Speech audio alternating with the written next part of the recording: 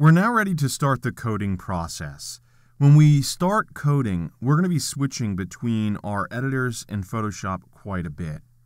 What we want to do is be able to reproduce monoplate outside of Photoshop, so using HTML and CSS.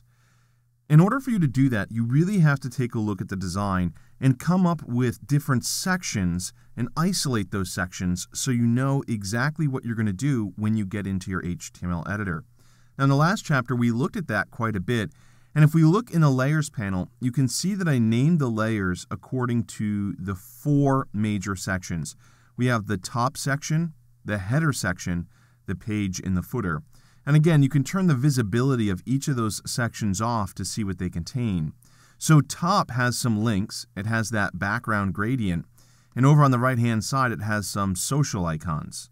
The header section, it too has some links. It has the gradient background and the logo. The page has the gradient background and all of the content, and of course, the footer has all the footer information. As I mentioned in the last chapter, I'm going to be using Adobe's Dreamweaver to write the code. Now, you could use any editor that you want, Aptana Studio, TextEdit, Text Wrangler, whatever you want to use, it's fine. It doesn't really matter. But just know that you're going to be moving between Photoshop and that editor quite a bit. Additionally, you want to make sure that you have a WebKit-based browser installed. That would be either Google Chrome or Apple Safari. What we want to do is write the code and test it in one of those browsers. Once we have it looking correctly and working the way that we want it to work inside of a WebKit browser, we'll then worry about testing it in a Firefox browser, an Opera browser, and of course, Internet Explorer.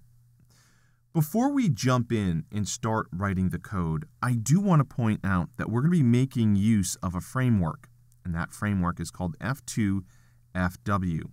Now, this framework simplifies the process of going from a PSD or an Adobe Illustrator file to HTML and CSS. You may want to take a peek at the documentation. A couple of things that we will be working with, and I will point out, of course, are the master reset and also some of the layout classes already created. And I'll point those out once we get to them. Additionally, there's some typography type features involved in this framework that we'll be making use of. The master reset essentially resets the default style sheet associated with browsers.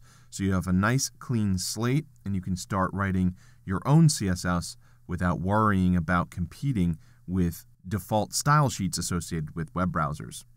So that's what we need to get started. What we'll do in the next movie is jump into Dreamweaver and start writing the code so we can get monoplate into an HTML document.